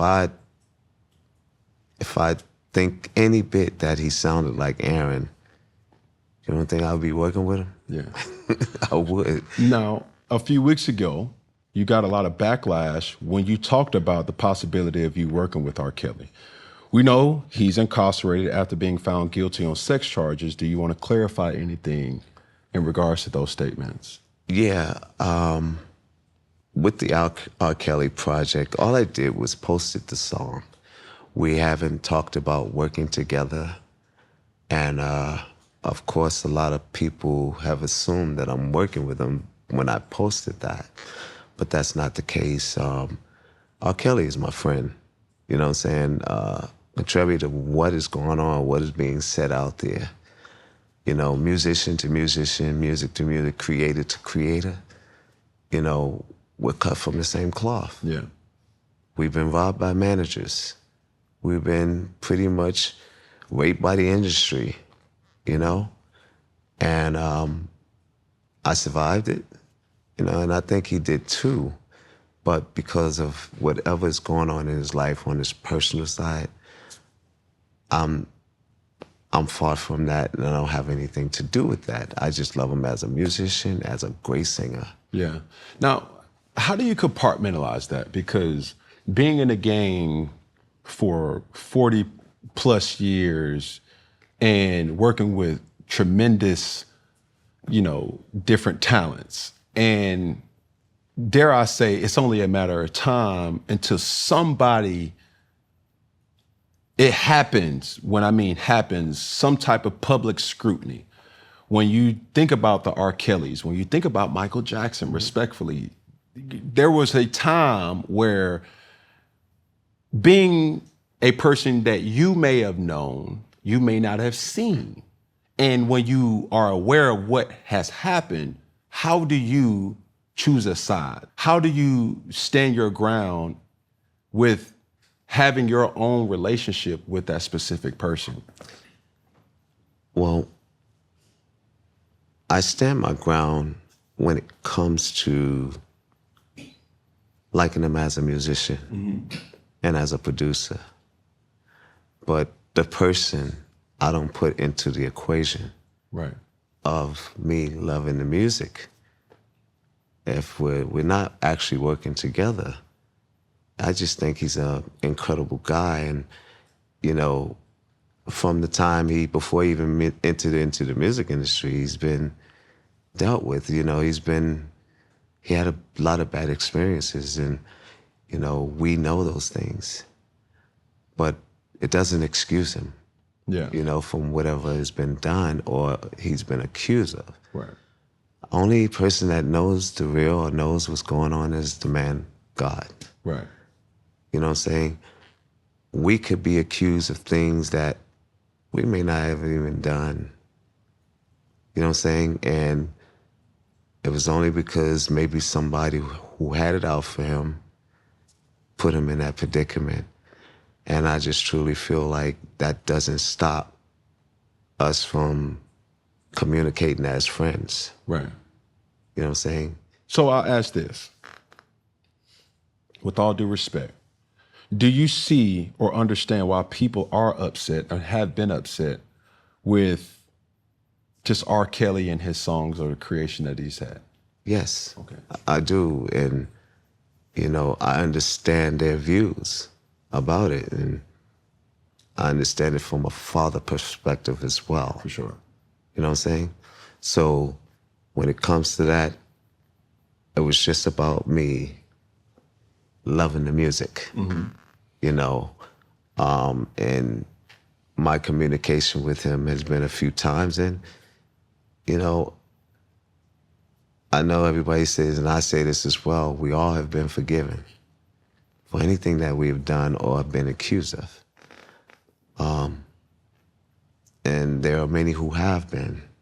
You know, we can go back to some of the early legends and people who have went through that, and they've been given that second chance. Right.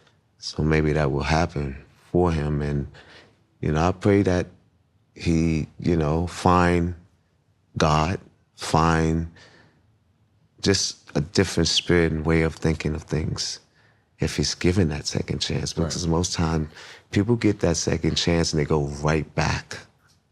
And, you know, some of the artists who've done that, you know, but I just hope that, you know. My last question on this topic, can you truly separate the art from the artist? Of course. Because it's really that art. Say if somebody else remake it, it's still the same art. It's just sung by a different person. So why can't we take that and say, okay, if this was me, or if this was one of my singers, correct, singing it, you know, it's the same song. Yeah. So I don't feel we should hate on the song. I mean, if people want to hate on him, then they can, but I just really feel like the song, the music is the music. Yeah. And before they even became a star, the music was the star. Now, we talked about Guy in that situation for you. My question is from the Blackstreet kind of dynamic. You guys had a lot of success. And the same question kind of arises. Is there a space for you guys to just talk? Could we ever see a reunion, or are you guys getting back together? I don't. And I'll tell you why, because it's the same thing. I can't be anywhere where I'm not loved or respected. And that's just my bottom line. I don't have to be there. You know, I'm doing amazing right now, whether I'm in the music business or not. Right. But I just love being on stage. I love making music so people can just love on their, you know, their partners, or just love music, period. You know, my music is there with the spirit to spread love. And I just want that to resonate, not have people who are just there for the money, or for, okay, this guy makes the hits, so we should be with him. I want people there that really truly respects my creativity and what I've put into making them who they are today. Right. And I never gotten that respect. So preparing for this show, what I thought the viewer should understand, as we were in the production meeting and talking to you as to prep kind of like what we wanted to talk about, what my vision was for everything, I was a little surprised with how you expressed, you know, how you felt about Keith Sweat, right? We're hearing the things online and seeing that quote unquote beefs, lawsuits or whatever. Like, what is the true feeling for you and Keith? Oh, we're amazing. We're brothers for life, you know. We got love for each other. And, you know, Keith had done a lot for me. When I was splitting up with Gene, Keith was the one who gave me my first check. You know what I'm saying? That says a lot, you know, because he knew what I was going through. You know, Gene left me with nothing, you know, and I had to really look at myself and say, man, who's my true friends? And Keith was there for me. Yeah. So we never had no problem. It was just, you know, how they have those clickbaits. For sure. And there was something that was pretty much put together. I just really feel like, you know, I had to come back and let people know, because his children are like my nieces and nephews. Wow. You know what I'm saying? His mother was like my mother. You know, we're true brothers. Like, we went through the trenches, you know, talking to girls that had men, and my car gets messed up because this dude invites girls in our car. So we go through stuff, and it's just fun things that we can look back on to really overwhelm any problems or any discrepancy, but we don't have none, literally. So the situation with Make It Last Forever, what was that? Both of us never got paid. And, you know, we never really pushed the issue because we were making money on our publishing. For sure. But I'm talking about record royalties. We never got a contract, which is not lawful. We never got a, work for hire agreement or anything. So the company have been having our names on the album and still selling today, and we still never made a royalty, which is record royalties is the difference. Wow. So our publishing is lovely. I got my catalog back. He got his catalog back. We eating from that. Yeah. But as far as what we rightfully, you know, are owed from the company, where, you know, we should be compensated. Now from the fans' perspective, going back to my uncles and aunties, could we get the New Jack Swing tour with the likes of you and Keith? That would be my prayer, you know. Wow. If he want to do it, I'm doing it. You know what I'm saying? I think it would be huge, and it wouldn't just be us. It would be Dougie Fresh, Bobby Brown, BBD. If we can make this thing a festival.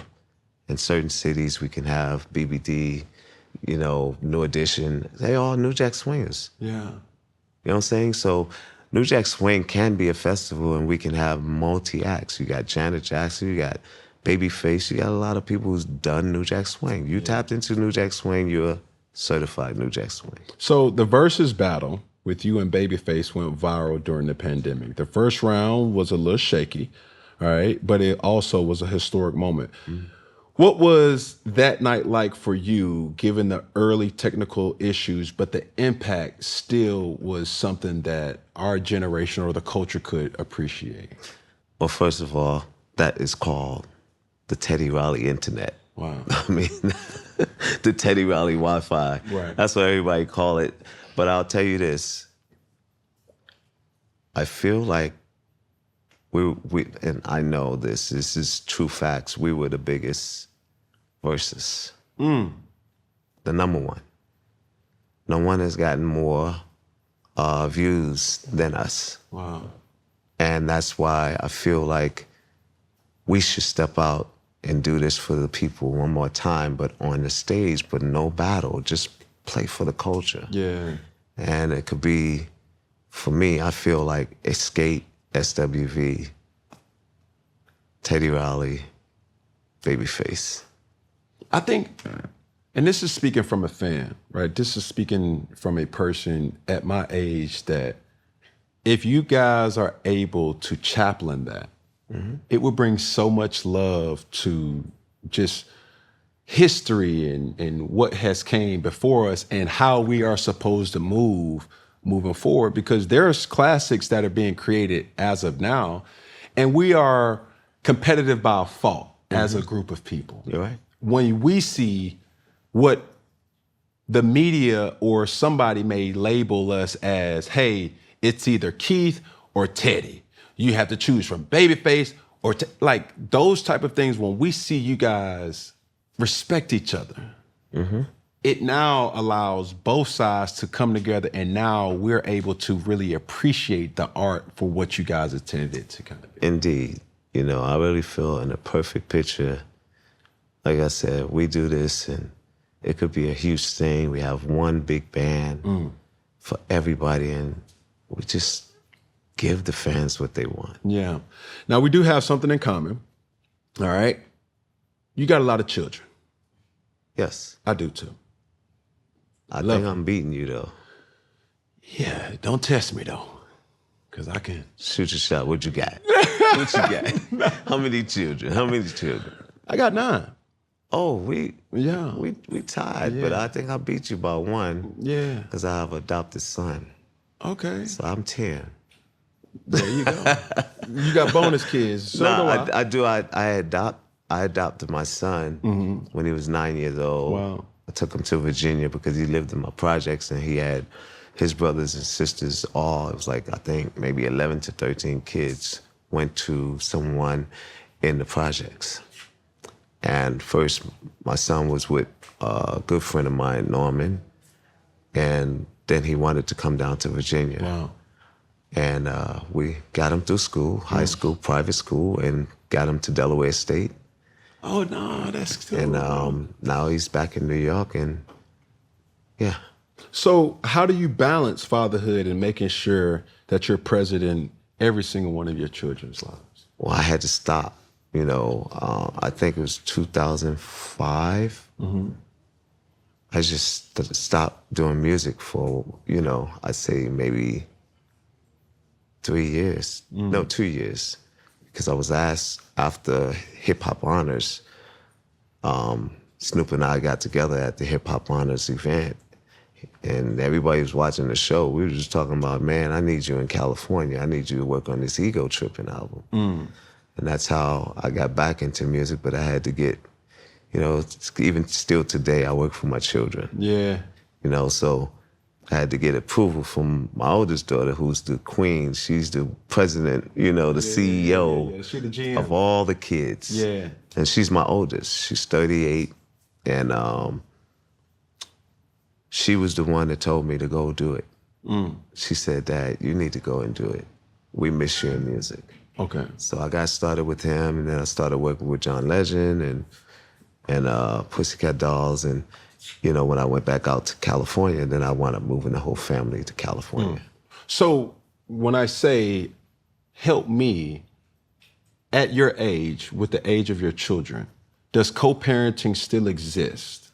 Oh, yeah, but most of them are older. They don't, you know, past 18. Yeah. Except for two. My youngest two was 15, and he's 13 now. Yeah. So those two are now growing up. You know, I get them down to me in Texas. You know, we co-parent, you know, his mom and I. Yeah.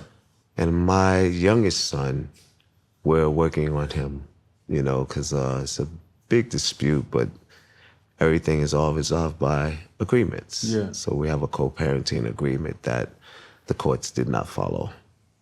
So now we're in a higher court, you know, because I miss my son. Yeah. You know, he's the only one I don't get to see. But I'm looking forward to what my representation, my guys, my legal team is doing, and we're gonna get, you know. Are you married now? Yes, I am.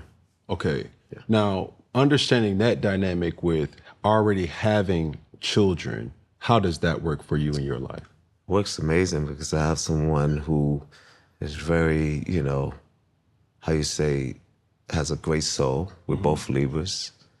And she gets along with my kids very, very well. You know, even though she is just a little bit older than my oldest daughter. And, but they get along so well. It's like, you know, still daughter and mother-in-law. Yeah. And my daughter respects it that way. And I'm just, you know, proud to have that because they don't have to. Yeah. You know what I mean? So I now have someone that the family agrees with, you know, because that's what counts for me. Speaking about your children, did they give you grace to being with your now wife? Oh, yeah. How does that work? Well, I pretty much got their, how you say, they Blessing. co-sign, and I got their blessing. And, you know, they love us together. Okay. Is the age the same? My wife and I? Yes. Nah, she's 20 years younger. How about you?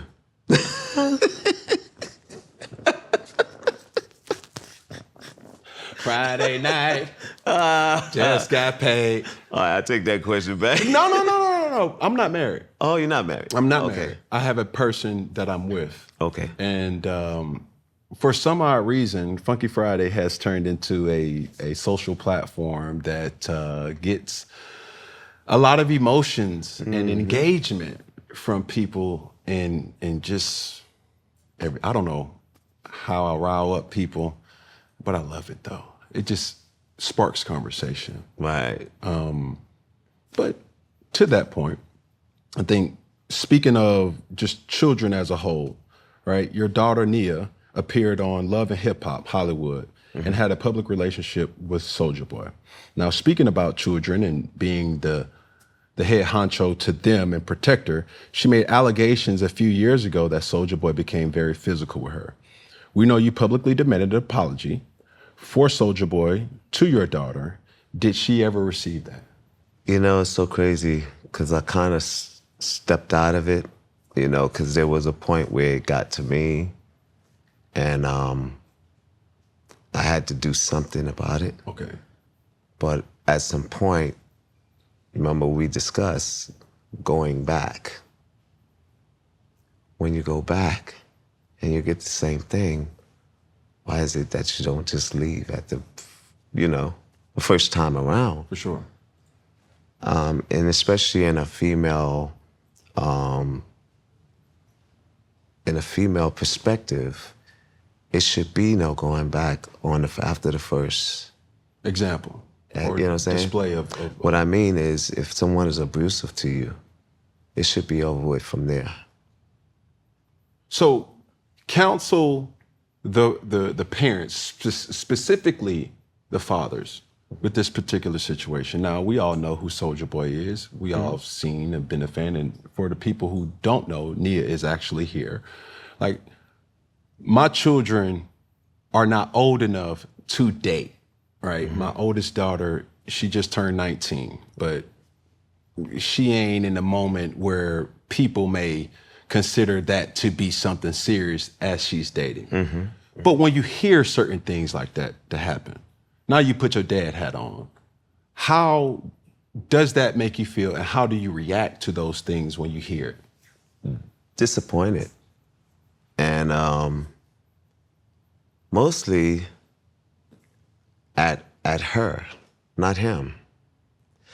Disappointed because you knew this coming into it. You knew his head ain't right. You knew all of this stuff. Why continue? What's the purpose? You don't have to worry about money. What is it? And sometimes you don't even want to guess, or you don't want to, know in your mind, this is truly what it is. Right. But it is what it is. And that's where you're going to have to be a father and step back for a minute. And when I stepped back, there was a lot of things that were hidden from me that I find out later, that he was really abusive. Like, it was just no telling, no guy would do this to a woman if you wasn't under the, substance. Substances, plural. For sure. So, and I get kind of emotional with this because I feel like if she would have just taken my advice, because we talk about this. Yes, sir. And, she'll ask me things that, of course, we all played in our time. So I was always transparent. Yeah, I went through that with your mom. And that's the reason why we're not together today. Because I didn't know what I wanted to do then. So I respected her, and, how you helped them, it's like me and her mom are still best friends. Yeah. So we didn't hate each other, we just had an understanding. For sure. I don't think that generation is about understanding. It's about what I seen my dad do or what I seen my uncle do, and I'm gonna do it to my my spouse. And that's the reason why a lot of things need to change so that we can save our next generation, because this generation don't believe in love. Yeah. They have to truly learn it in order to believe in it and know that it is good. It's nothing, dangerous about being in love. Yeah. It's just you just got to be on the same page. So, they were never on the same page. So I'll say this, at no way, shape, form are we condemning or making assumptions that domestic violence or violence as a whole is okay. It's okay. Because it's not. It isn't. I don't think love is violent. I think love is acceptance and understanding. As a father, right, especially having daughters, I would imagine it was difficult to restrain yourself from altercations with Soulja Boy. But did y'all ever come to an altercation, to blows, or just getting an understanding with each other? That's not me at all. I don't need to throw blows. Yeah. Have you ever spoke to him? And Yeah. What was that conversation like? In the beginning, it was good, to a point where Soulja, I don't know what he had this day, but, I was called so many names, and I just said, are you truly, is it me? Or what have I done to you for you to say whatever you have to say? And I don't know what it could be. It could have been something that she said, my dad was, and then he just went in. Now, you never know what's the true story. Was this conversation over the phone, or was this face-to-face? It started on a DM. From a DM to, I said, call me. And he called me, and It's just words, thrown at me. I didn't throw anything back. And I said, "Oh, you know this is me, right?" He said, "Yeah, I know." And I said, "Okay. So this is not a conversation for me." And I hung up the phone. And he looked out his window. We knew the colors of his cars and everything. He knew it. I got the conversation and the receipts. He said, "Man, you got this car out there, you got this in the..." My people are from LA. My people from everywhere. And I don't like to get into any confrontation. I'm a nice guy, he knows this. Now we're cool. I hope that we're cool. But if it gets to a point where it's disrespect, no man wants to take disrespect. You know what I'm saying? Right. If I give you the respect, and I never even said anything about your relationship, because I don't come in between relationships. If that's what she loved, then I have to love it too. And this is without me knowing, everything that was going on. So I still took it as, for face value. He's still good. We talked, and when we had that talk, we had an understanding. Yeah. And then it got back out of hand, and I just said, "You know what? Let me leave it alone." How were you able, now granted, we're talking about an adult in your daughter, right? How was she able to walk away from that situation with the help of you? Or how were you able to get her to kind of see through the lens of your eyes as the father and as a man? I'd say from the many times I've told her, you can have so much better, and you can do so much better. You don't need anything, and that's from me, doing what I did and the seeds I planted to make sure that she don't need anything, and she finally got it. But you have to sometimes let your children walk the walk. You have to sometimes do it because, anything bad can happen, and you don't want that. You want to be able to say, "Okay, I want to tell you as a father, this is what you should do. I can't tell you what to do. Yeah. This is my sole opinion of what needs to happen. If you're going to do this, I'm going to have to step back." Right. Because it's something about that's making you stay. So I can't make you leave if this is something you want to do. Right. But I'm advising you. So we're at the last couple of questions, and on this topic of children, there was also a restraining order your daughter took out on you in lawsuits. Your issue in your relationship with your son. For people who are curious about that relationship with your kids, how is that? My daughter's my daughter. We have went through something. Right. And it wasn't an abusive situation at all.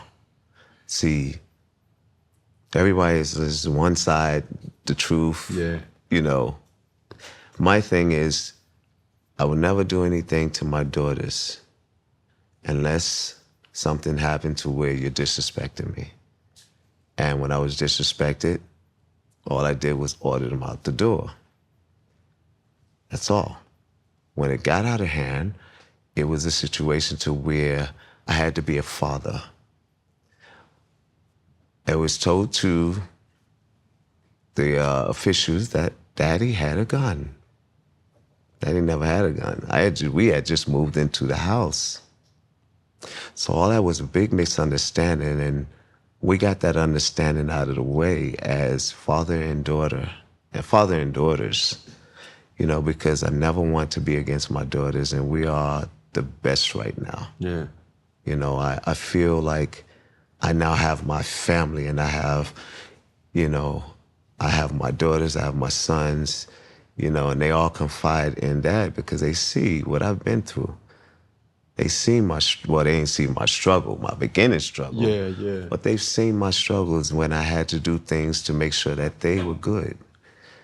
And that's what counts for me. You know, I'm with my kids now, and we are loving on each other, and they're, you know, understanding me now more that this book is out. For sure.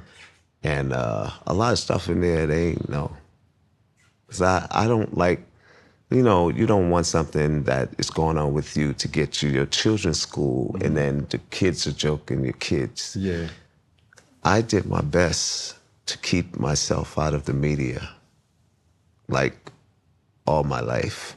When a situation happens with my children, it was a misfortune or a misunderstanding, and we fixed that. You know, I had to go away. That's when I moved to Korea. And when I was in Korea, all my daughters were doing was trying to call to get to me. That's when I started feeling that was love. You know, that was a misaltercation. Yeah. And we fixed that. And I said, all right, if y'all want me to come back, y'all gonna have to go back and retract your statements. Yeah. And I want an apology too, because I never had no gun on my children. For helicopters to be over my house and the block blocked up, you know, I said to myself, what did I do? You know, I'm a fearing child of God, man, and I would never do anything to harm nobody from my family. Yeah. So when that came out, I was like, wow, I ain't even had no firearms in the house. Yeah. My firearms were all in storage because we had just moved in the house. I said, man, but neither here or there, we are good. You know, it's so crazy. I'm doing things for my children that they never thought could happen. That's so dope. You know, and I look forward to seeing that with you and your children, you know, where they can just, you know, do anything they want, not with the spoilness, but with the discipline. Because that's what is going to matter, is if they have the discipline, you know, with having all of the things that you are doing for them. For sure. You know, that's the main thing that's going to count for you. Man, I'm glad you said that. My last question, man. In your memoir, Remember the Times, is out now. What inspired you to write it, and which stories are you most excited for your fans, more specifically your children, to have known about you? Okay. What inspired me was my mother. My mother's like, you got to tell your story. You got to do, you know, you got to do a book, you know. I said, Mom, I don't think it's time. So when she inspired me to do it, my first writer was, she's like a sister to me, Courtney Parker. And then she had got a big job at Netflix, and she said, I can't finish your book. And I said, oh, man, maybe it's this guy telling me you don't need a book right now. So, long and behold, I got with Jake Brown, who's my writer with me, co-writer, and he just started getting into my story. He wrote the Evolution or Revolution of Hip Hop, that big book. Yeah. And I said, man, this is a guy, he can, you know, do this. And I got with him, and this is 12 and a half years ago. Wow. And he just said, man, this is going to be an amazing story, man. We got all the way to that. And 4 years later, he said, you ready to put it out? I said, nah, it's not time. I'm on spiritual time here. You know, if it feels right spiritually, I'm going to do it. Man, listen, spiritual, I read this story, and I need to hear your perspective about it, right?